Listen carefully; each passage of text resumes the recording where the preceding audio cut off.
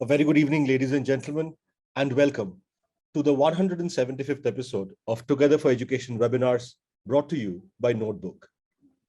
Just over 2 years ago, when the pandemic had just set in and schools had closed down, we at Notebook felt it was our duty to set up a platform for educators to connect meaningfully on, discussing problems they were facing with the rising need of digital education and online learning, and arrive at common solutions. Today, 175 episodes later, this platform has grown much bigger than we could have ever anticipated, all thanks to your love and support. Looking back today, the first ever Together for Education webinar, back in April 2020, had just a handful of people joining us. A few weeks later, we had to increase the capacity of our Zoom license as the attendance overshot whatever anticipation we'd had. As a pandemic raged outside our windows, here was the community of educators coming together, helping each other, building what is today one of the world's largest repository of knowledge and discourses on school education.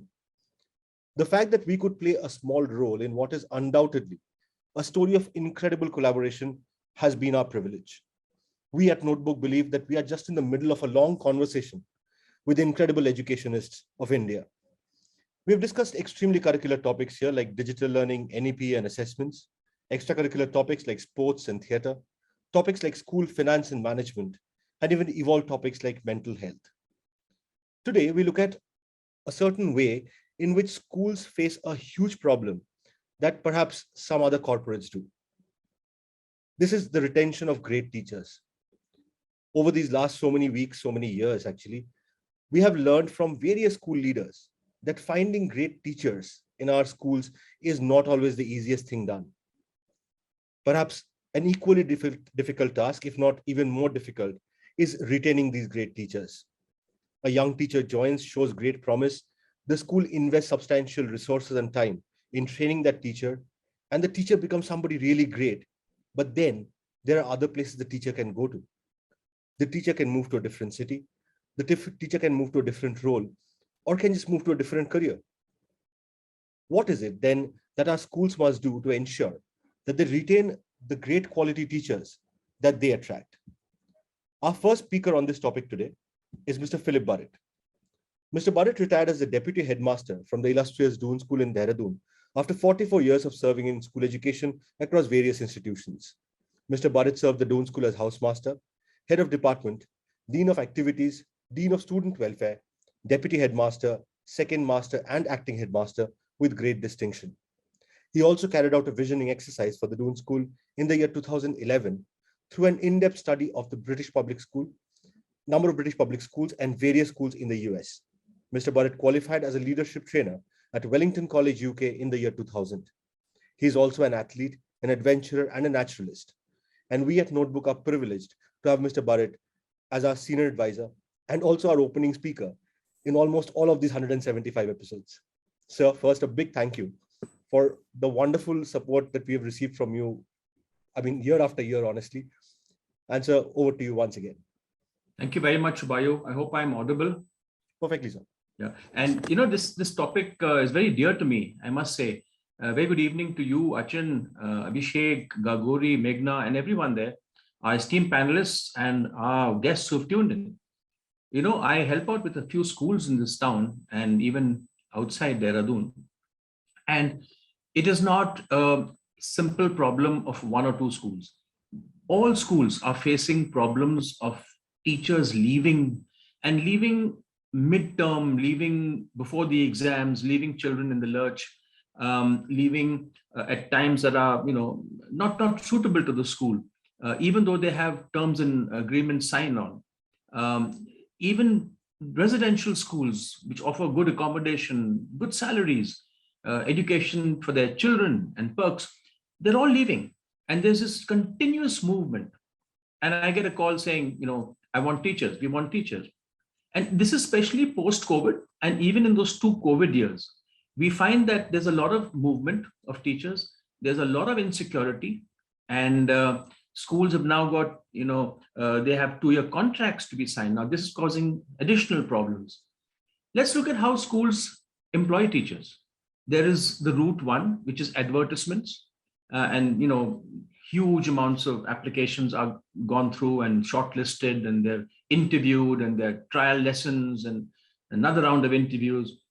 Or you go to universities like we did at the Doon School, went to universities and had walk-in interviews for budding, young, bright scholars who knew nothing about education. And we enticed them to come and give us 1 or 2 years, hoping, of course, that they would stay on. The other thing was, this may sound ethical, but schools go out and get the teachers they want. As I said, it sounds ethical, but what does a school do if a physics teacher leaves 2 months before the board exam? Schools are desperate. So they will go out and find the best physics teacher anywhere in India and entice him on a higher salary. It's called corporate rating, and this happens. And of course, the fourth way of getting teachers is by word of mouth. You spread the word around and teachers apply.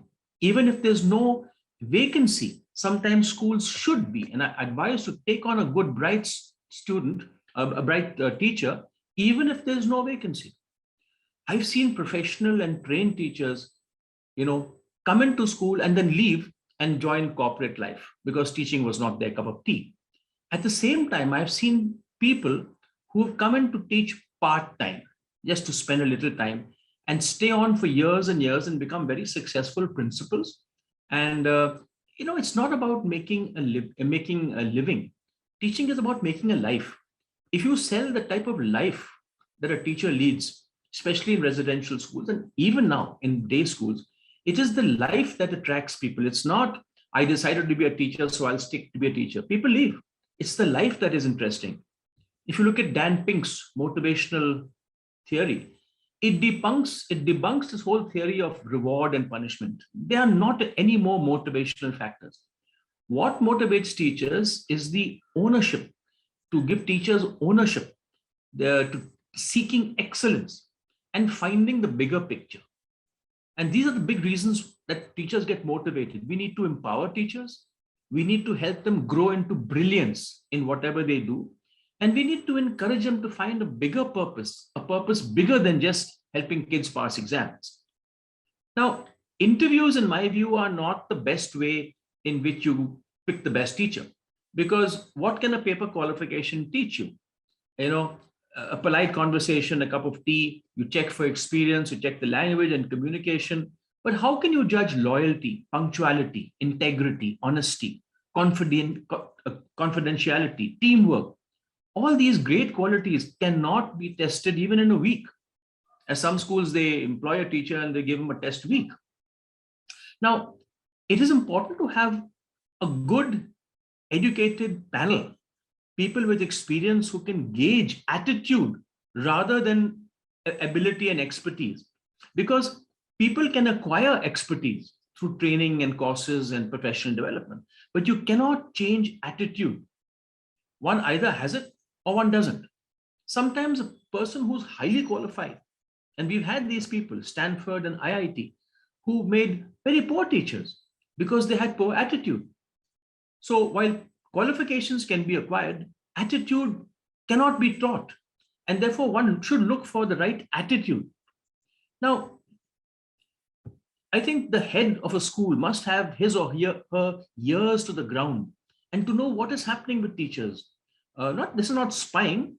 I'm not advising to have them to have informers in the staff room, but they need to have honest communication. They must have connect with the teachers and talk to them about what is happening, what is causing this unrest, why are they wanting to move. Every school, mind you, has a small zone which I call the swamp. The swamp consists of very negative people who are disgruntled, who are always cribbing, who don't want to be in school, and they suck in all the other teachers and infuse them with negativity. And these teachers are never happy where they bloom. They are looking for ways to leave. And they will also be unhappy wherever they go.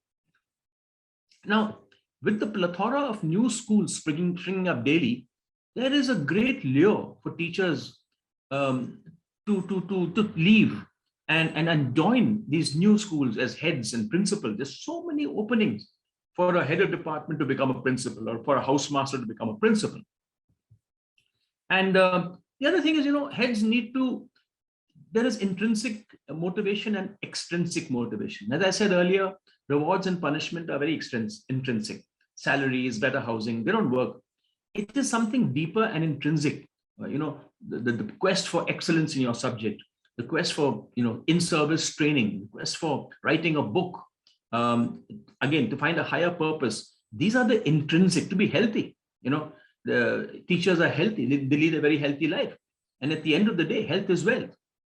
Now, once a teacher is hired and he learns the ins and outs of the school, he goes for training, whether it's IB training or other professional courses, lots of money has been spent on this teacher. And even if the school has legal documents binding the teacher to certain years of commitment or pay back the money spent on him, if the job is not attractive and the teacher has to go, he will or she will go.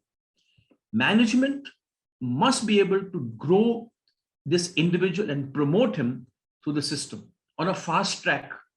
No two people are equal. Or as George Orwell says, some people are more equal than others. I know that a smart young person who is going through the fast track will be shunned by the staff. He'll be talked about, in the staff room. He will be envied by the mediocre bunch. But the school has to do something to keep this bright person carrying on in the school. You must do everything in your power not to let this gentleman go. As Don Corleone said in The Godfather, you have to make him an offer he can't refuse. Of course, there are push and pull factors. The pull factors are higher salaries, bigger school, bigger name, better town, more professional growth, change of board, becoming a headship, a bigger role to play, more freedom to show initiative, children's education. That's the pull factors. The push factors that send people out of school are dismal work conditions, a very harsh and not understanding boss, inactive society or board, no growth, staff room politics, nepotism, unfair treatment, promises not kept, overloading, no empowerment, no growth, a harsh appraisal system that doesn't value the positive and focuses on the negative. I think teachers come in various categories. I've just categorized 4 types of teachers that I have come across in my experience. You have the movers who are constantly moving, looking for greener pastures, or and they keep getting into some sort of trouble that haunts them, their hubris, and they don't stay in a place for more than a year to 2 years. And they for some reason, for their own addictions or gambling or whatever it is, they keep moving. And you can see them on their CV. They'll have a number of schools, but they don't stay too long in a school. And then you have the loyalists who are, they love the school, they love the town, they love the children, they love the traditions, they love the rhythm and the routine of the school. And these become legends in their schools. Long after they've left, people keep talking about them. They sometimes become bigger than the institutions themselves. Now, these people sometimes have reached their comfort zone and they've contributed a lot. They don't want change. Even the better place across the road is not attractive enough. And then, of course, I've mentioned the swamp creatures. The swamp creatures are the disgruntled negatives. One has to take care of them. Especially when you have a good teacher that you want to retain, you've got to keep them away from the negatives, the negative creatures. And then on the other hand, you also have the underachievers or the avoiders, people who the school wants to or would be very happy to get rid of, but because they are senior or on certain humanitarian grounds, it does not get rid of them. They draw big salaries, but they're underperforming. Each year in their appraisal, they're underperforming. They have this problem of not doing too much, and the load therefore falls on a few good teachers who get overstressed and strained. And then you have the bright sparks. These are the people who are very good from day one. They are looking for bigger opportunities. They take on tasks. They take on sometimes more than they need to do. They are better than the rest. These are the teachers who are going to be headmasters one day. The school has to retain them. Without stepping on too many toes, without breaking rules, the school has to nurture these very smart young teachers. and move them through the hierarchy, um, you know. And once they are hired, as I said, they have to be nurtured, respected, made to grow, and listened to. People, I don't think people only work for money and higher salaries, although they are attractive. That's not the only reason why people work in schools. People like to serve good leaders. They are loyal to their students. They love to serve the institution.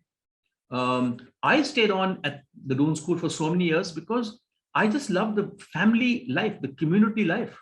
That people walked into my house, we had cups of tea together, our children grew up together. I just loved the life of a teacher.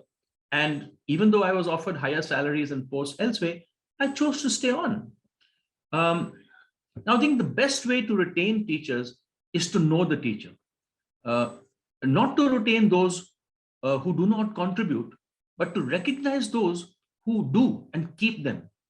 We need to give them the freedom to grow, to make mistakes, to take initiative, encourage them to talk, and make them feel a part of the institution and give them bigger goals. Um, I was once thinking of leaving the school I worked in, and my headmaster met me in the evening, took a walk with me, and he said a very simple and wonderful sentence to me. He said, "Before you leave the school, give me the chance to do something that will keep you back." And that was all I needed. I felt valued and I felt that I had worth with this man. Why would you want to leave a leader like this? Some schools have understandings with other schools that they will not raid or employ their staff. Some schools have a 2-year to 5-year contract so that the school can get rid of them after this period or extend their contract. As mentioned earlier, sometimes this leads to a bit of uncertainty and insecurity. Um, so, I think that teachers stay on in a school if there's good leadership, if they're looked after, if they're valued. And I think that it's when you train a teacher who's got a great attitude, I think letting him go easily to another school is such a waste of a resource.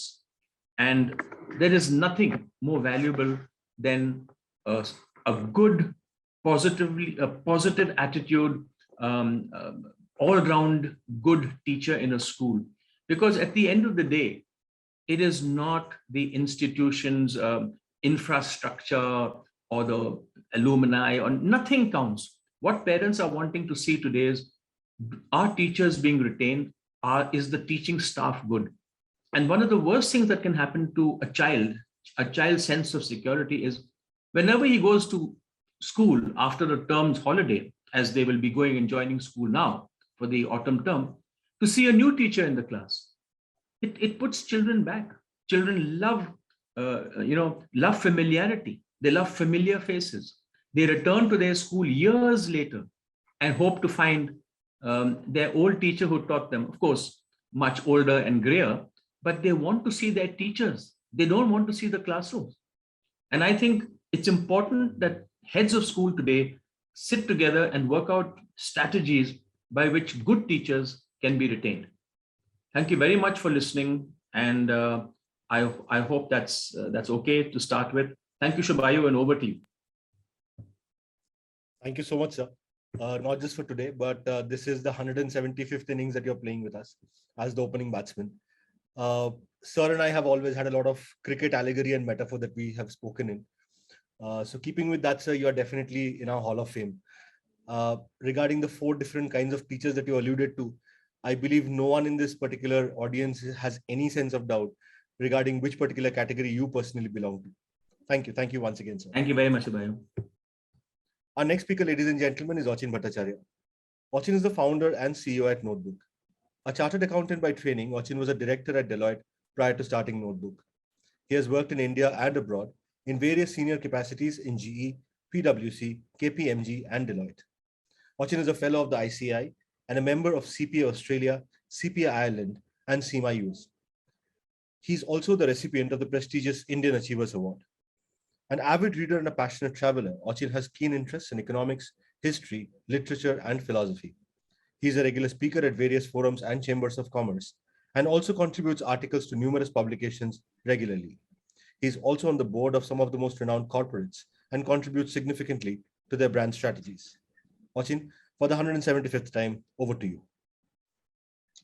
Good evening, everyone. Shubha, am I audible? Loud and clear. I once again welcome all of you to today's session. Now, today's topic, I think, is one of the most important and discussed topics across academic circles around the globe. I was reading something really shocking statistics. Globally, more than half of all new teachers, all new educators who are recruited live within their first 5 years. And many other talented and dedicated teachers who have so much to offer their students give up and quit.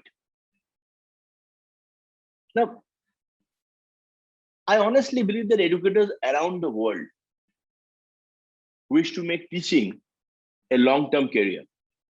And their importance is undeniable, as Shubha mentioned at the beginning of today's session. And I completely agree with him on that.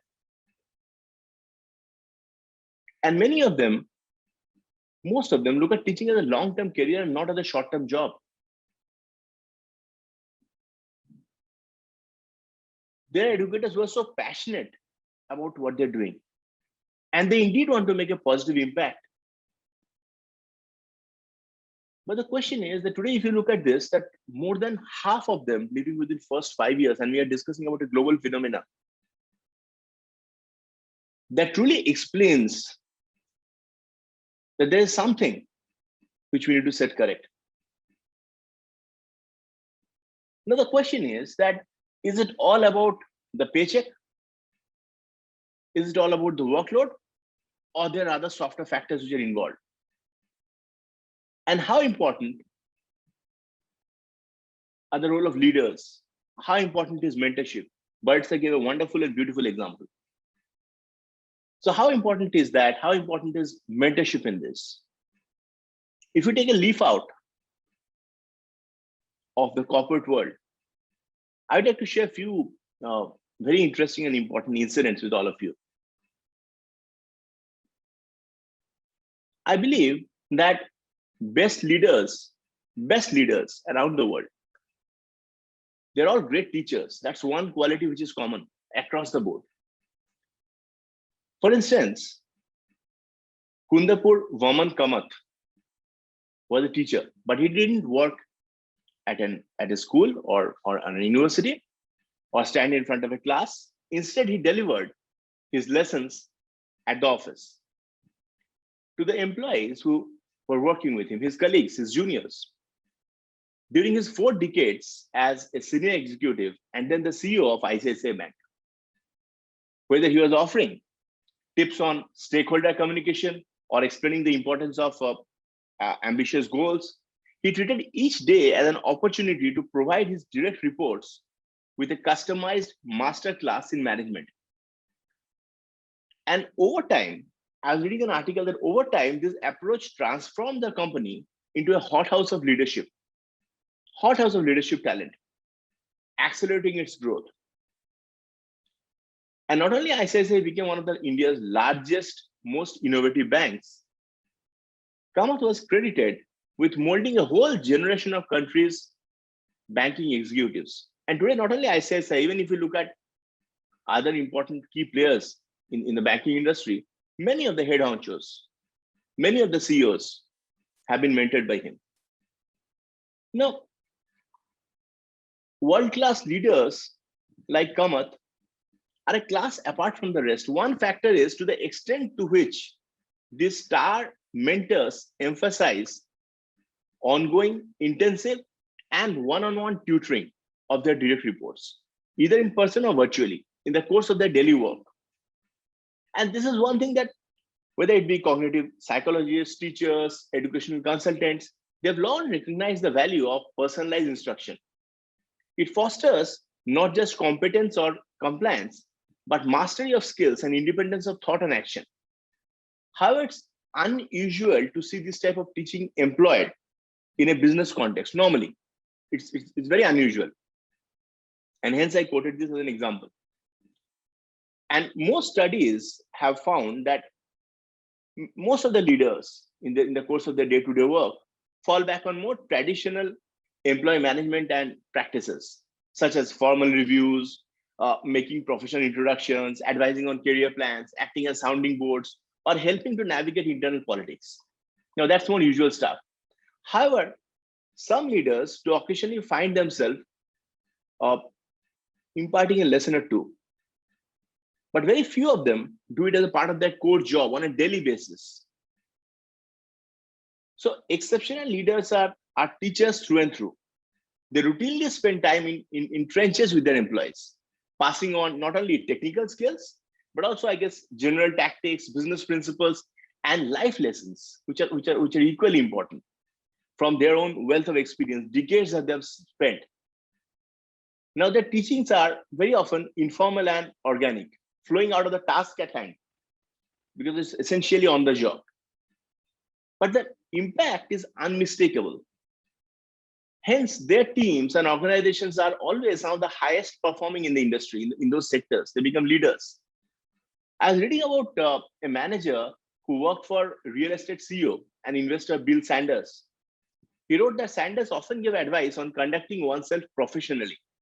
He explained how to effectively prepare for meetings, how to communicate a vision when attempting to sell, and how to look at the industry not as it is, but as it could become in the future, so as to stay ahead of the curve. Similarly, proteges of Kamath have said that he showed them how to mentor team members in an appropriate and constructive manner, and emphasized again and again the importance of mentorship when it comes to retention, guiding them while still respecting their individuality. Now, the fact of the matter is that we might think that most senior leaders would leave instructions about the nuts and bolts of their business to others. Some do. Often there are two different styles of management which are quite different, seas apart from each other, hands-off and hands-on styles of management. But stars, like I was reading about former hedge fund CEO, Julian Robertson, and also about fashion icon, Ralph Lauren, who trained their employees, who trained their colleagues, junior colleagues, in the same highly disciplined approach that they employed themselves, one rooted in extensive knowledge and experience. A direct report of Robertson, he said that he could at any given point of time, he knew so much about different companies that an average report, an average colleague's head would actually spin. But it was very inspiring to see him always on top of the game. Similarly, Mindy Grossman, CEO of Weight Watchers, who earlier worked with Ralph Lauren. Ralph Lauren, of course, is an icon in the fashion industry. Remembered standing in showrooms with Lauren and listening to him explain how to achieve authenticity and integrity in fashion. And he said that his passion was same, whether even if he was creating a $24 T-shirt or a $6,000 crocodile skirt, his passion was same about work, and he was so ahead of his times. So similarly, workers, team members who worked with Larry Ellison in Oracle, they noted that when he was running the company, he constantly shared his technical knowledge of software architecture with everybody on the floor. He was so generous about it, ensuring that people learn from him. Even if tomorrow that junior report would go and work for his competitor, he was completely okay with it. His objective was to try and ensure that he enriches them each given day with his experience and mentorship. So these are some examples which really goes on to show, and it's not only about domain knowledge, but also about life lessons, which are so important. Like a very interesting incident I read about, Mike Gimson, a senior vice president at LinkedIn. In one of his interviews, he wrote that his first meeting with the company's CEO of LinkedIn, Jeff Weiner, involved a 2-hour discussion on Buddhist principles. Gimson said that he wanted to be a more empathetic leader. And his CEO asked him why he wasn't instead aiming to be more compassionate. And this discussion about empathy and compassion went on for two full hours. It was completely on that. And the CEO was generous enough to share his own wealth of experience while giving him a very patient hearing, ensuring that he's indeed able to make an impact, positive impact in his life. So it really goes on to show today, if we look at the corporate world as well, it really goes on to show, I think I completely agree with Burrett sir, the role of mentorship, the importance of the fact that if you do you really value your leader? Do you really look up to your leader? It's a very common saying that people really they don't quit their jobs, they don't change their jobs, they actually change their managers. Very often, the importance of mentorship, the importance of being valued in an organization is much more than the numbers on your paycheck. That's only one aspect of the job. Of course, it's important practically, no doubt about it. But equally important is how a new recruit is treated in everyday life. And many of the teachers who are teachers by choice in today's generation, of course, there are so many options that they have. And many of them indeed want to make a difference. They're here because they consider themselves as agents of change. They want to contribute to communities that they come from. And I think giving them that flexibility, that freedom, of course, within the framework of the organization is so important. The other thing that I wanted to share, a very interesting case study on this particular topic I was reading about. I was reading about a school in UK, in Nottinghamshire, where this was an acute problem. Staff retention became an acute problem. And how that particular school, in a very short span of time, completely turned around the whole picture. And from 35 staff went on to 118 educators in a very short span of time. So I just wanted to share this a very interesting incident. So as we know, that teacher recruitment and retention, of course, we all agree, are key to success in any school, especially in the post-COVID era when we see so many more challenges, exodus of staff, and of course, getting process and culture right. This particular school in Nottinghamshire, UK, was facing this acute challenge. And they recruited a new head of school, Scott Mason, for this particular, and his task was cut out. They wanted to ensure that they're able to turn around. They're able to ensure that they wanted to ensure that they're able to attract and retain quality educators. Now, the trust CEO, Rebecca Meredith, needed to recruit a head that would be able to cope with a number of challenges. And of course, the most important, as I mentioned, the others, of course, were like ensuring that teachers are getting adequate training, being able to not only attract but also retain staff. Now, to illustrate the scale of the problem, in September 2015, when Mason was appointed, there are only 14 teachers left in the school. Only 14. Everyone else has left. And the school, in spite of trying hard, was not able to attract quality teachers.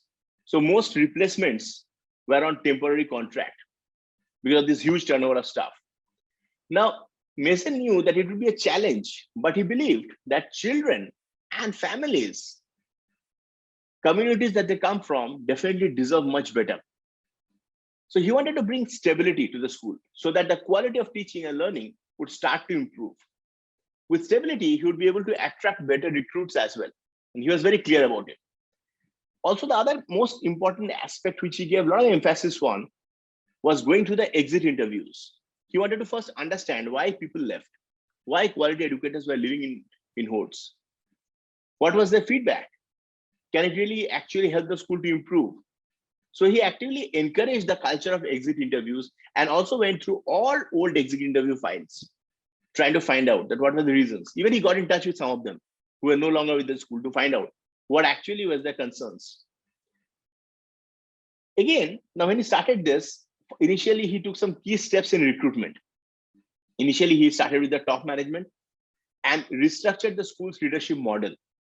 He appointed leaders who not only shared the school's vision, but more importantly, were able to implement it.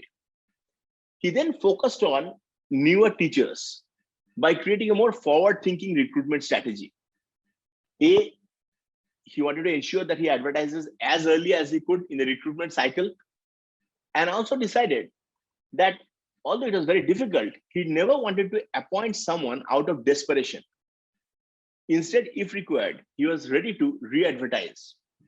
Although it involved additional cost, but he was very clear that the school will not recruit out of desperation.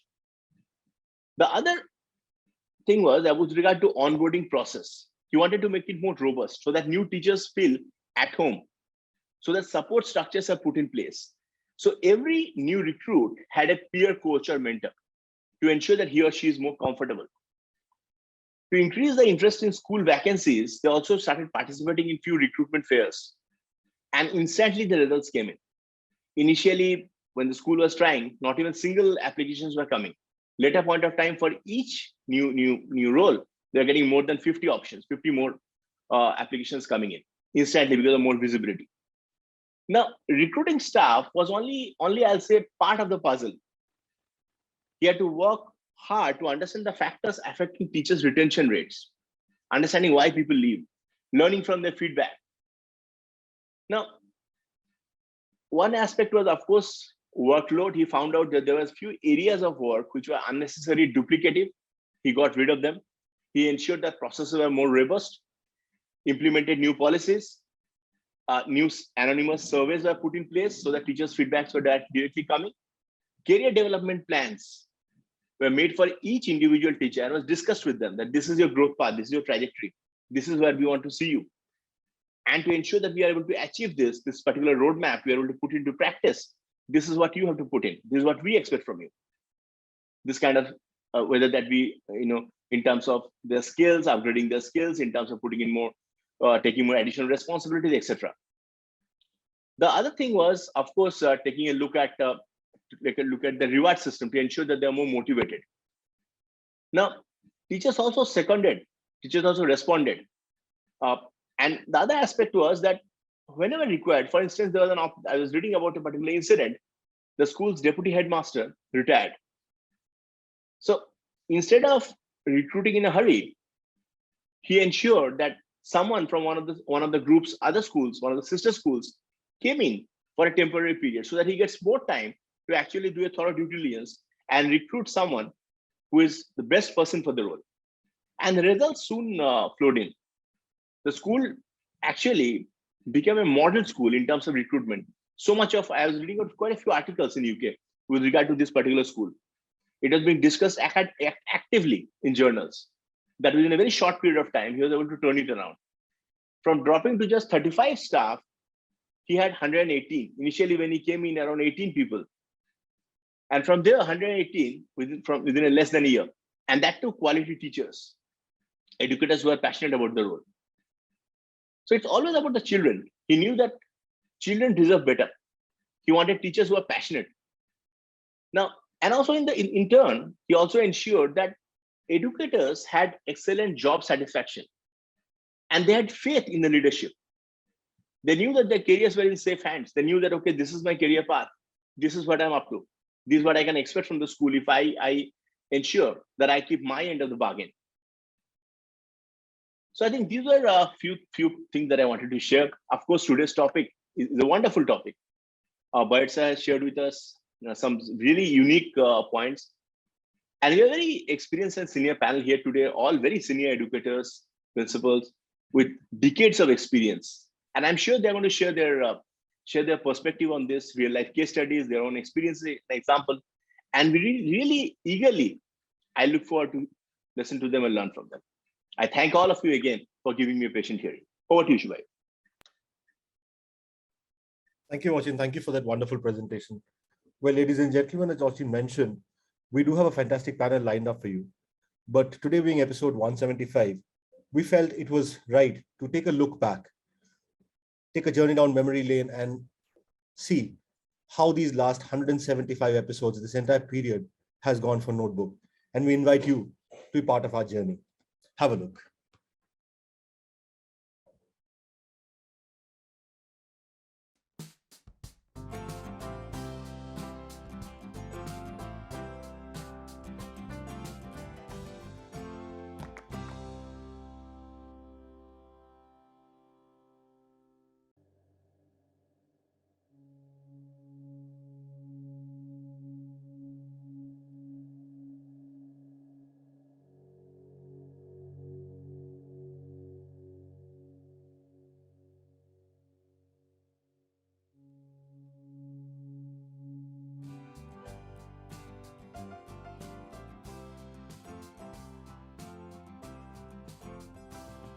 that nature works according to its rule. Bias will be expressed through genetic engineering with potentially disastrous implications.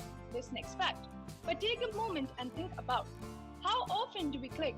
They are immortal, which is why a set of rights are needed. Give them the right to threaten an individual security or national security. Indian bugs mediates between buyers and consumers. Still a long way to go, and especially where entrepreneurship is concerned. Three board options were identified concerning the role of the company. Obviously will handle all the expenses. Department gets notification about the payment dropped off. It has taken a lot of lives. It has impacted people phenomenally. Hello and welcome to Notebook. Welcome to our video lesson on body movements. Whenever we hear the term movement, if you can, you've already nailed the essence of long-term strategy. Waves are basically energy that moves along the ocean surface. Let us understand the differences between these two methods first, before we get into some examples. From our childhood, we started writing the letters by drawing lines. Even the first letter of English alphabet is associated with the concept of lines and angles. Different animals have different organs for movement. We walk and move using our limbs. They decided to take rest in a shady grove. Tansen saw the strangers in the forest. तुम्हारे गंतव्य की तरफ जाता तुम्हारा रास्ता एक अग्निपथ की तरह है.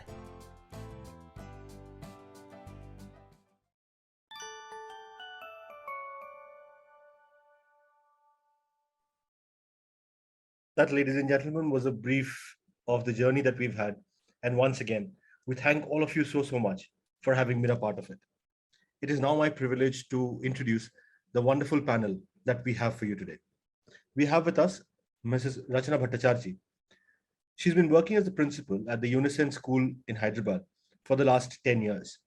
Earlier, she's been working in the capacity of vice principal and principal in schools with varied boards, both national and international.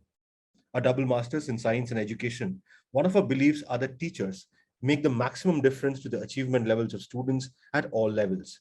That happy teachers make happy classrooms, and the happiness quotient of the teacher is infectious. And a criteria for retention of teachers in her school, besides a host of other requirements. A teacher's job can be quite demanding, she believes, and she always checks if teaching for a given teacher is a job or is the profession a true calling. Ma'am, thank you so much for sparing your time to be here today. We look forward to hearing your views. We also have with us Mr. Trilok Singh Bist, who is presently principal of the Delhi Public School, Ghaziabad, Vasundhara. He is passionate about education and has a rich experience of 32 years as an educator. His areas of specialization are economics and mathematics. During his long career, he had the privilege of working with several prestigious institutions. His earlier stint was in Jodhamal Public School in Jammu, where he had been the principal for 8 years. He is the proud recipient of National Teachers Award 2016-17. He is also a master trainer under CBSE. He has been awarded the Fortune 50 Principal Leadership Award in 2018 and 2019 for his outstanding work as an educationalist. He has also been awarded the Outstanding Service to Society Award by International Awards for Young People, IAYP, for his contribution in the field of education. Sir, thank you so much for sparing the time to be here today. We also have with us Dr. Rachna Nair, who is the Director Academics at the Kerala Public Schools in Jamshedpur. She is passionate about education and believes every child is a winner. She also chairs the project Masoom, developed by young Indians that works in protecting children from child sexual abuse. Ma'am, thank you so much for sparing the time. It's a privilege to have you here with us today. I shall now stop my share and switch on my camera. I would request all the panelists to kindly switch on your cameras. A very good evening, Dr. Nair, Rachna ma'am, and Trilok sir. Thank you so much for being here today. A very special episode for us, 175th. We, of course, in the office are hopping with excitement. This is where we get to the business end, where we look to experts like yours to give us more inputs on the topics that we choose. I will straight away dive into it. Rachna Bhattacharya ma'am, if I may come to you first. Ma'am, what are some of the strategies that you employ in your school and in other schools that you have led to retain your best and brightest? Good evening to everyone. Thank you for the opportunity, and it's a pleasure to be with you all once again. Answering your question, I don't think I do a lot of things differently what people, principals of other schools I have observed they do. But then just like you read just now, there are those small things which make a lot of difference, allowing freedom to the teachers. There are people who come and then say, that one is doing like that, so I also have to do like that. Not necessary. That's just a guideline. You want to do like that, you can do doing like that. You want to do it differently, you're free to do it differently. Over the years, what I have found that those people, those teachers who come into the field because they want to be there, they really do everything that they want to, and they really make a difference. So during the interview, we have that process, which everything, there is a written test, it's got a questionnaire and all kinds of things. There's a GK bit also over there. And there's a write-up also. All those rigmarole things are there. And then there is an interview, and there is during the recruitment process, after that, there is a demo class as well. It is the interview which really helps me to find out that why is the person in the job and what is the likelihood of being there. We can make guesses, but we can never be sure. So something which Burrett sir had just now said, and then Achin sir also said, try to gauge, sometimes you are right, sometimes you are not. I have seen my intuition works a lot. So I have learned to depend on my intuition also. 99% times I have found that something tells me that this person is going to stick around or this person is not going to stick around. The other thing which I again believe in is the Maslow's, I'm coming to the technical part of things, the Maslow's theories of hierarchy of needs. So there are people who feel, there are teachers who feel, no, I need to be here because I want to be here. And they are there in the profession because they want to be in the profession. And then there are those who come into the profession of teaching after going around in several places. They didn't settle down. And I have seen some of them settling down. Again, I have seen many of them not settling down. So there are times when I take a chance also. One thing which I learned from my sister is, and she uses that and I have learned to use it from her, if there is somebody who loves you a lot, or you love that person a lot, here I am talking about the organization, set it free. If it was yours, it will come back to you. It will stay with you. If it's not, it will go away. So I work from that principle and everything that goes around it. Wonderful, ma'am. That's really a very unique way of looking at retention, because we at the corporate end of things look at retention rather differently. But perhaps corporates could learn a thing or two from the way you're doing it. Thank you. Thank you so much. Teaching in a school is a very different kind of job, if you want to call it a job. You cannot equate it with money all the time. You cannot equate it with what am I getting in return. Somewhere it is also what I said just now, what you quoted me, that it's a calling. I have to feel it from the heart. That passion has to be there. So I just look for that passion while recruitment. I find it sometimes, I don't find it sometimes. Sometimes I find it dwindling. So it's a mix of a lot of things and we have to work our way through it. And that's what I do as a principal. Wonderful, ma'am. Thank you. Thank you so much for that. Trilok sir, if I may come to you next, sir. What are some of your strategies? What are some of your thoughts? First of all, thank you so much for getting me here. Good evening, everyone. This is Trilok Singh Bist. And we at DPSG Vasundhara, we really feel that a teacher has to be respected, first of all, ensuring that all desired and genuine interests are fulfilled. Then only you can retain the people, because everybody has their self-respect. Everybody has a self-esteem, and especially the talented lot. They are so full of their self-respect that a little strictness or a little, trying to be a little more strict with the people is not going to help these days. We have to keep the mutual respect intact. You have to give respect to get the respect. To retain the people, you have to make the people feel wanted. Let the people feel, yes, this is my school. That sense of belongingness has to be created. And for that, as Madam just now said, that we need to be extra careful while hiring the people. When we are appointing the people, we need to gauze. But as Mr. Burrett said, it's very difficult to find out what is a loyalty factor. And there's so many other things which cannot be seen through the interview. Only when you get in touch with the person, when you work together, you get to know the temperament of the person.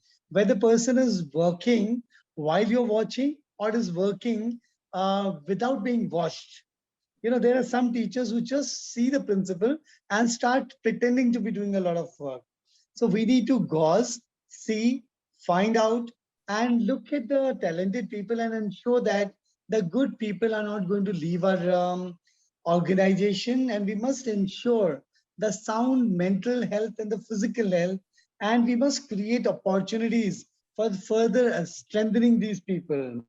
If you find a worth in a person, a talented person, going to other school for a betterment, why not to look for something if we have a possibility of internal growth?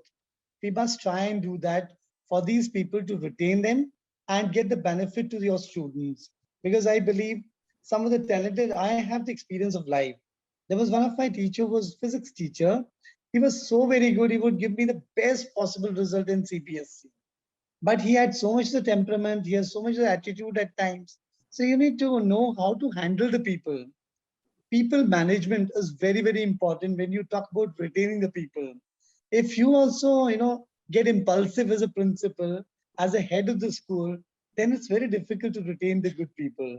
For retaining the good people at times, you have to be, you have to understand certain times, at times, you have to take the nonsense, you have to take the a little attitude of the people, but slowly and gradually counsel them, make them understand that we are all working for the organization. And, compassion has to be shown to the people. And if we practice the compassion as the head of the school, I think, nobody leaves you. People leave I was reading in the Times of India also the other day, it says maximum people leave the organization not for the money, but for the instant bosses and the attitude of the bosses. So I think to retain the people, we need to change our attitude also. At times we feel we are perfectly all right as a principal. There's a problem with my teacher. Sometimes I need to be not too judgmental about the things. I have to be empathetic. I have to get into the shoes of the teacher, understand, and then see that this teacher doesn't leave just because of a little differences, and the teacher must have their voice and choice also to be considered in the specific cases. And there's one very important thing is you cannot measure everyone with the same yardstick. We must have some kind of a differential look out into the different people. There's somebody who's very good and is leaving. We must have a little differential approach towards the people, not biased, but differential approach can be there while handling the people, while counseling the people. Like Mr. Burrett said, he met his headmaster on the way. He said, you don't live till the time. I'm just looking for a way. How can I retain you? This sentence was with so much of the compassion that, person will not even think of leaving this place after that. One word from the principal or the head of the institution makes a big difference in the life of the teachers and developing a sense of belongingness and belonging towards vision and mission of the school that can be created. And we as principals, we as heads of the schools can really do a big thing, and we can really make a big difference to the school. It is said one principal comes and makes the school, and the second one comes and breaks the school. So it is very the same way it is with the teachers also. One physics teacher, one maths teacher, so very good. He created a different kind of a aura in the school. School is known for the academic excellence becomes a USP of that school. But the minute the teacher goes, the second teacher takes a little time to acclimatize to our system. So I believe we must look for different ways and means And if the ways and means are compassionate, that really works better. And a differential approach while stopping different people and giving everyone the mutual respect, that is very, very important in a system. And as I said, voice and choice of a teacher. Let the teachers also be a part of decision making in the school. Let us not be dictators as principals. Let us not be autocratic principals. Let us sit with our teachers, involve them in the decision making. Once they feel they have been involved, they feel it is my school. That loyalty factor comes in. And as I said, if there's a possibility of internal growth of the people, we must look for the people who really deserve and try and stop the people from leaving the institution. These are certain of my views on which I really work and I practice them. I'm not preaching it right now. If you talk to my teachers from all these schools where I'm headed, I always believed that it is always the teachers who are actually the backbone of the school. Principals come and go at times, but it's the teacher with whom the child connects better. Teachers are first point of contact for the student. So I think we must have good teachers being retained, and how to retain, we all need to brainstorm. Thank you so much. Thank you so much, sir. Thank you so much for sharing those views with us. In fact, I was listening to you and I could not help thinking, what if we had an industry school exchange program where school principals could come and become bosses in industry for some time? I think the general quality of industry bosses would rise. That is something that we should look at. Thank you. Thank you so much for sharing this with us. Dr. Nair, if I may come to you next. Ma'am, we have had 2 school principals talking about it. You do this for multiple schools, right? Ma'am, how many schools are there in your group in Jamshedpur? In Jamshedpur, we have 6 schools. You have 6 schools. So now you're playing this tremendous Rubik's Cube with 6 schools, 6 set of problems. What are some of your strategies, ma'am? So let me begin with the how we hire. You would like to know about that, right? So I remember when I entered college, the first day of college, my professor told me, before you become a healthcare professional, you need to learn to look one. So I think that's the basic. When a teacher walks in, I need to feel that she looks like a teacher. That would be the first criteria.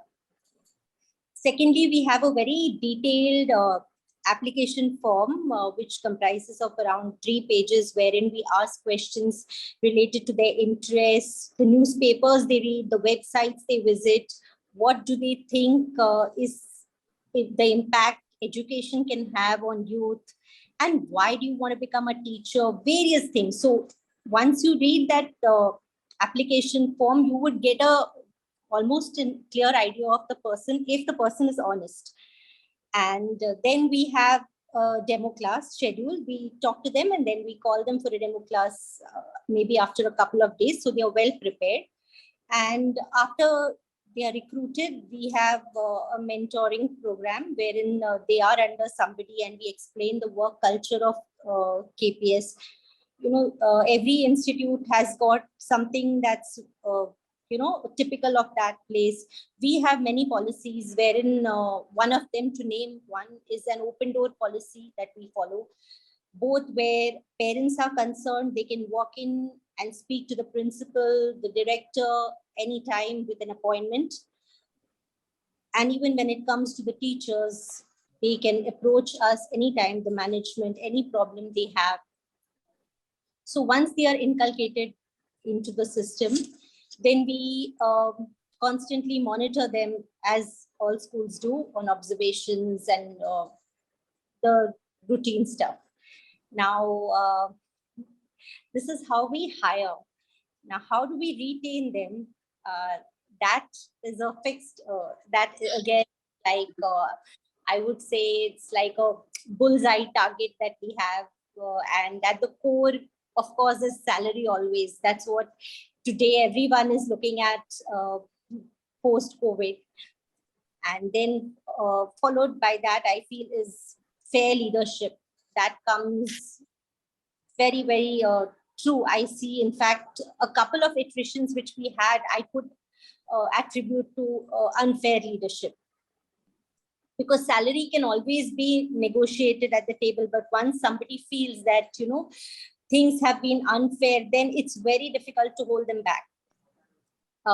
Following that, I would say infrastructure of the school, what we can offer them for their ease and various other facilities. Then I would say it amounts to the peers that they have, how much they enjoy being with their peers. And finally, since Jamshedpur is a small city, commuting distance, that comes at the fag end. So people are willing to compromise. Distance is not a matter. So this is what we look at to retain our staff. Thank you. Thank you so much for sharing that with us, ma'am. But I'm just thinking people in this forum who are maybe from Bombay or Bangalore, if they hear about commute in Jamshedpur. A city has an area of 224 kilometers square. Yes. So and not a tenth of the traffic. So I'm from Mumbai, so you can. Yes. I'm the best person to appreciate this. Correct. Yes, ma'am. Thank you. Thank you so much for sharing this with us. Thank you. Trilok, sir, if I may come back to you. So when we were earlier talking, you were saying that there are certain qualities and each person needs to be looked at differently. You cannot have the same yardstick for everyone, right? But the problem is sometimes when we take extraneous measures to retain our, the most, I would say the top performers, if I may use that word, sir, it starts looking like favoritism to others people, right? And as we heard from each one of you, fairness is something that is very, very essential in the system to retain the right kind of talent. So how do you balance these two? How do you ensure that you treat the person at an individual level, not by the same yardstick, and yet does not come out looking like it's nepotism or favoritism? I said we have to measure everyone with the same yardstick, but at the same time, consider the individual cases with the differentiation and with a human approach. And that has to be taken care of. Otherwise, it will be difficult to retain the people. Everybody cannot be measured with the same yardstick otherwise. As Sir said, there are some very good performers. There are non-performers. They're staying in the system for a long time by virtue of being for a long time being in the system. They are not useful to the system, but we cannot ask them to leave. But at the same time, if somebody is performing, so there has to be some kind of a differentiation and a little different approach towards different people. They can be given some kind of emoluments, like you can give them some raise on the basis of making them the housemaster, making them the caretakers, taking care of the some of the other important aspect of HODs or something like that. If you can, it's not actually differentiation, but at the same time, in a very compassionate way, you're getting the things done so that the good talent doesn't leave the system. And people should not be feeling that they are going only for, like Rachna ma'am said, people leave for money. If people are leaving for money and they're good, why, if you're capable, if you're a branded school, if you can afford, why not to give some extra responsibility and give a little extra perks and stop the people? Because you're the type person is time tested. With the second person, you're going to start from the scratch all over again. So this is what I meant by differential approach, a differentiation with a little human approach, right? That is what I meant. I didn't want that there should be a biasness. There should be no bias as such, but at the same time, everybody cannot be measured with the same yardstick. I still insist on that. And I think Rachna ma'am and both are Rachnas, by the way. Rachna Bhattacharjee and Rachna Nair. What a coincidence, right? So both of them, will agree that we are actually dealing with the teachers. So we cannot measure everyone with the same yardstick. A person who's performer and who's a non-performer cannot be given the same kind of treatment altogether. And it is something when you're giving a differential approach. There's a differential approach. The person who's a non-performer will also get tempted. Oh, wow, he's performing and he's getting this increment, he's getting this tag or something like this. This promotion has been given. So maybe it becomes a factor of motivation for the second person as well. This is how I've talked about it in the first question, right? Yes, sir. Thank you, Subayu. Thank you. Thank you so much, sir. Dr. Nair, coming back to the same point, ma'am, in the corporate, people tend to early on in careers identify who could go on to become future leaders. And then there's a different growth path for them, right? You call it a management development program or some kind of senior leadership development program. Ma'am, what's the school equivalent of that in your system? You have to unmute yourself, ma'am. So we have developed a leadership program that we call character and competence. So and the best part about this program is it's entirely voluntary. So we want teachers who see themselves as senior leaders, future leaders, to register for it, to mail us. And then there's an interview process, and it's after the interview that they are selected for it. It's a free program. It's not, we do not charge them for it. It's in-house.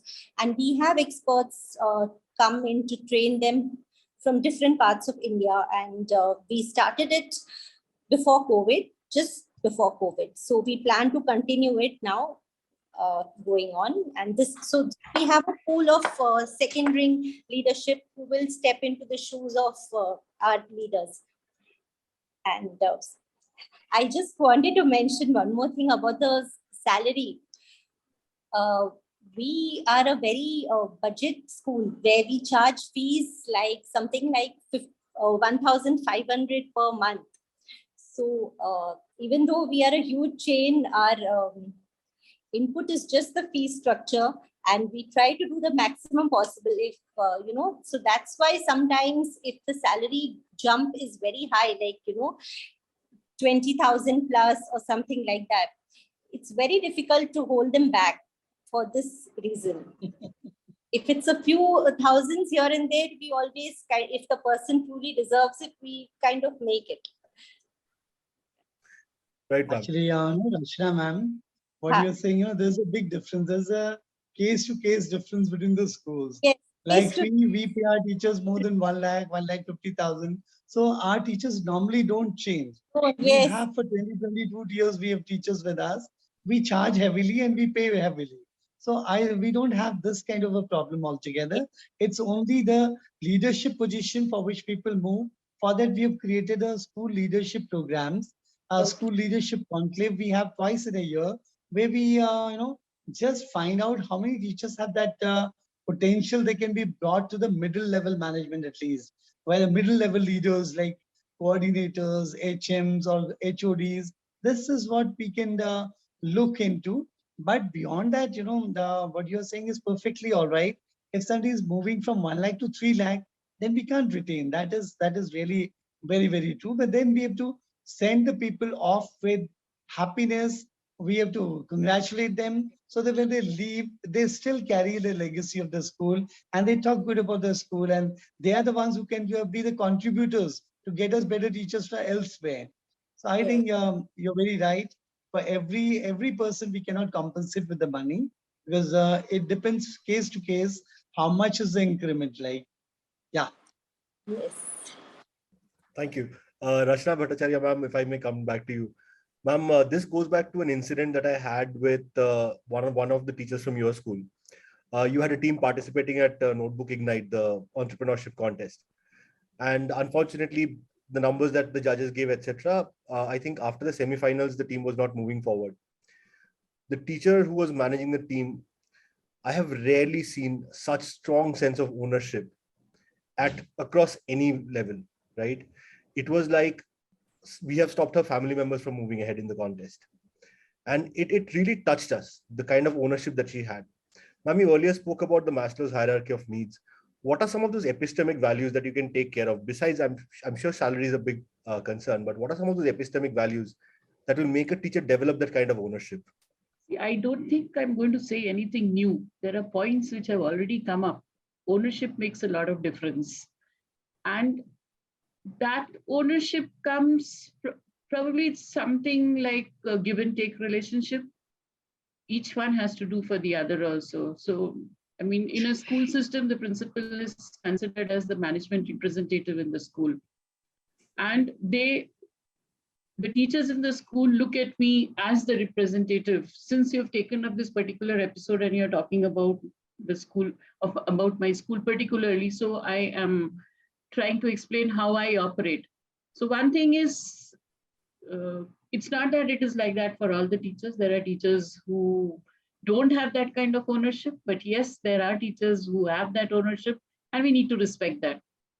There are teachers whom I don't have to tell anything and things just happen. They think that, yes, it's their duty and they do it. And they do it. I don't even have to tell. I don't even have to look. It just happens. They are able to read my mind. They are able to read the situation and act accordingly. So one is about ownership. The second is about freedom. The third is about faith and belief. It is very important to develop trust. The trust has to be such that I believe you, you believe me. And trust does not develop in one day. It takes time. You have to, it's like that nurturing a small plant. So every day you water it. Small actions of yours make a lot of difference. There is a teacher who falls sick. I can narrate one episode right now. There is one of these teachers who fell sick. And this was during the COVID time. So she said, I don't know what to do. I will do whatever you tell. So I said, fine. Now, since you are working from home at that time, everything was online. So I said, since you're working from home, you just teach class 10 and work part-time till you feel good enough to come back to your regular duties. So she took leave for 3 months, was working part-time. And I mean, I feel indebted to her all the time. After 3 months, she comes back and then again talks to me that I'm not feeling fully well. What should I do? So I said, you tell me, what do you want? She says, another 3 months, I want to continue like this. I said, go ahead. She worked for another 3 months, working part-time, teaching only class 10, so that her class, you know how special class 10 and 12 is. And our school is still class 10. So, and she continued. Once she was fine, she came and told, now I'm fine, I can take up my full duties. Wonderful. And there are those also, I mean, they just don't stick around. They walked away. What can you do? That's what I said. If they are yours, they are there. If they are not yours, they are not there. So small strategies, yes, nurturing them, developing the ownership. Nurturing really works, I have seen. That one-to-one relationship with each of them. Right now, our school has become pretty big, though not as big as Rachna ma'am and Trilok sir have been talking about. But for a principal, it is also important in that big setup also, you find time to talk to each of those teachers at least once in a month or once in a while, just to talk, just to find out how they are. And they come up with a lot of things, and it really works in miracles. So I try to do those small things which will make a big difference ultimately. And that is how you are able to retain the good people. They stay, they value those things. And those for whom money is the most important criteria, sometimes it's a real criteria for them. I mean, you can't tell that, okay, you leave all that money and stay here. There are people who have gone when they were drawing double the amount in another organization. So I can't do anything if I'm not able to pay that kind. So I'm never we don't become a block for those kind of people when they need that kind of a growth. So that's all right. So our journey was till then together. And yes, they will go and spread the name of the school. We have trained them up to that level. They go happy, they'll talk well about the school, they'll talk well about me and the management. That keeps me happy. As long as we part happily, I'm fine with it. Wonderful, ma'am. Thank you. Thank you so much for that. We'll just take 3 questions that I have from the audience. Trilok sir, if I may come to you first. One of the members in the audience has said, I left school after teaching for 18 years. I found a sad deterioration in the teacher-parent relationship. There is hardly any respect given to teachers from the principals and the parents. Could the principals and parents of a school be also mentored? Sir, your thoughts? You want to say that your white is going down? What is the reason? Sir, that would be a longer discussion for a different day. But I think what ma'am who asked this question is specifically looking for is, can we do some kind of mentorship that teachers are treated differently, particularly by parents? See, what I said in the beginning is we need to be compassionate towards students and teachers. And, the parents are the most important stakeholders. So in my school, I say parent, teacher, and students are the holy trinity of DPSG Vasundhara. And instead of Brahma, Vishnu, and Mahesh, in my school is the parent, teacher, and students who create the trinity for the school. Because if there's a parent-teacher connect is very strong, I think there's no reason that there will be no respect for the teachers.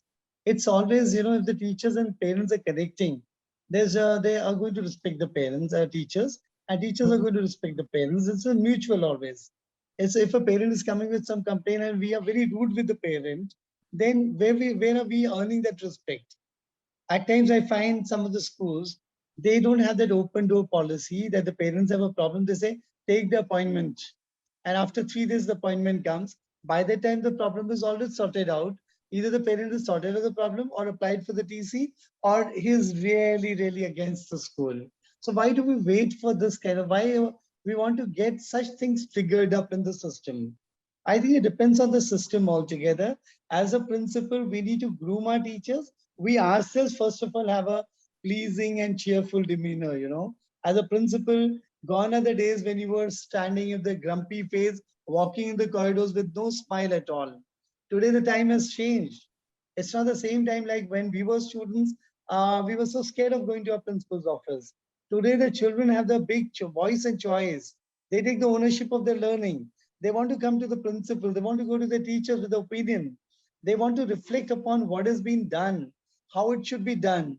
What the teacher's done, that is not the right method. We are not able to understand. Ma'am, can we do it this way? They have they take the ownership and they want to come to the teachers with the suggestions. But if the teacher is going to shun the students, you can think of how will we earn the respect from the children. Same goes with the parents. So parent, teacher, student connect is the most important factor. And for that, schools must have the orientation sessions where parents and teachers keep meeting, keep talking, keep discussing, keep reflecting upon. Parental reflection is very important. If parents are giving a feedback to us, if the feedback is not followed by the feed forward, where it has to go and how we have to change it, then the feedback is of no use. The feedback and feed forward has to be hand in hand. And this is how you can create the relationship. I'm sure in India, still the hope is there. The people are still very respectful. There are hardly 2 to 5% parents who are not that respectful. Otherwise, most of the parents are very good to the teachers. I have seen with my experience, parents are very respectful.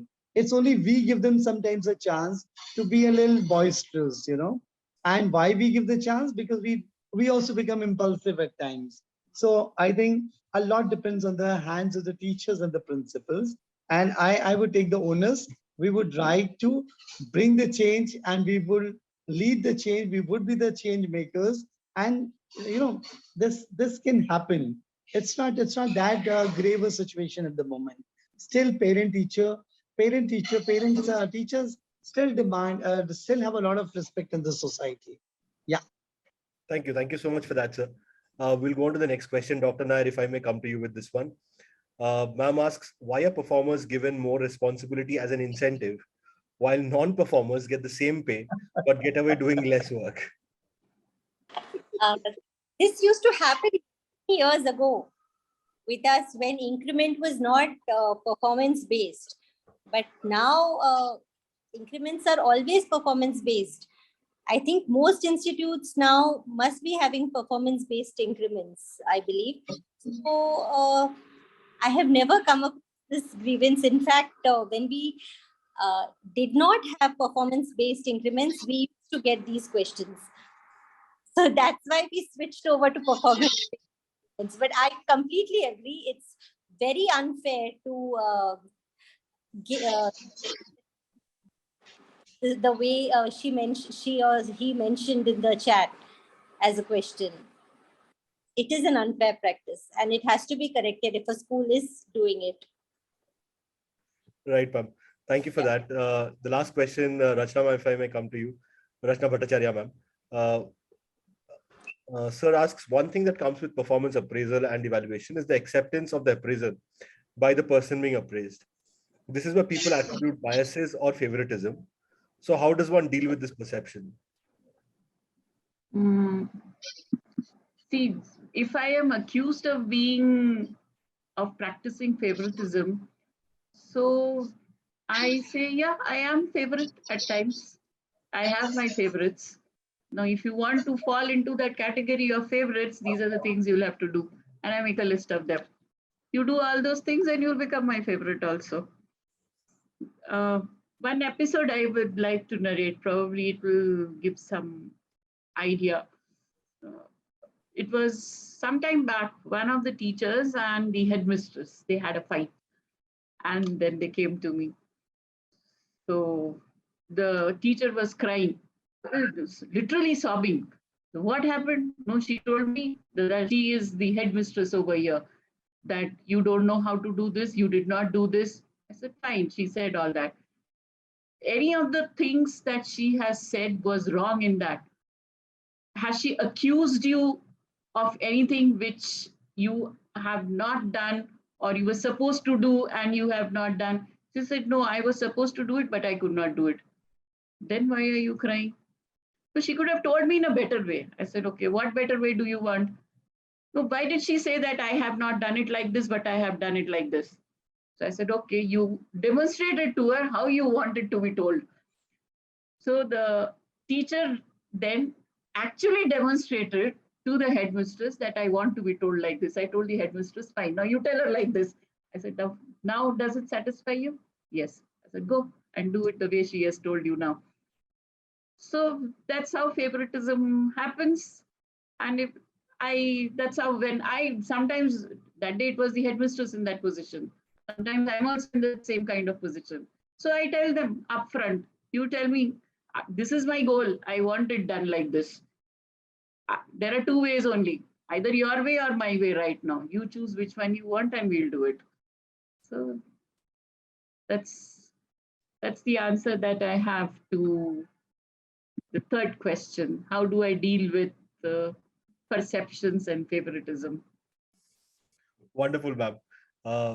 Do not battle it, own it, and own it and use it to your advantage. I think that's the one best strategy that one could have in any kind of perception-based altercations.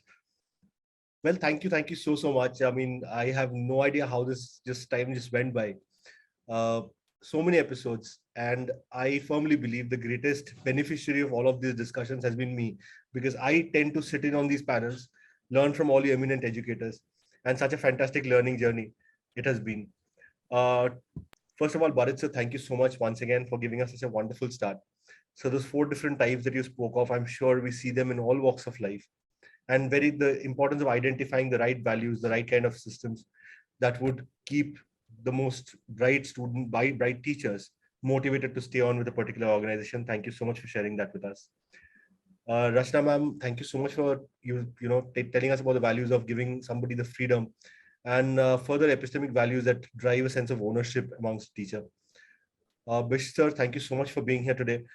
Sir, all your points were so very well taken. The sense of respect that you want to drive, the sense of belonging that you create, the importance of physical and mental health of teachers that the school can ensure. And the last point that you made about the feedback that is coming from the parents, if that does not translate into feed forward, into actual tangible action that was taken based on that feedback, that closing of the loop is so very important, and we so often miss out on that. Dr. Nair, once again, thank you so much for being here today. It's been wonderful having you on the platform. Ma'am, your stress on fair leadership, on the need of great infrastructure in schools as a retention mechanism, and also peer environment that one would enjoy being in, I think are such important points, and not just in schools, in any organization that wants to retain its best and brightest. To the other members in the audience, thank you so much for sparing your time yet again with us. 175 episodes. I'm looking at the number and I cannot stop being amazed that what started as, when we had started, it was lockdown number 1.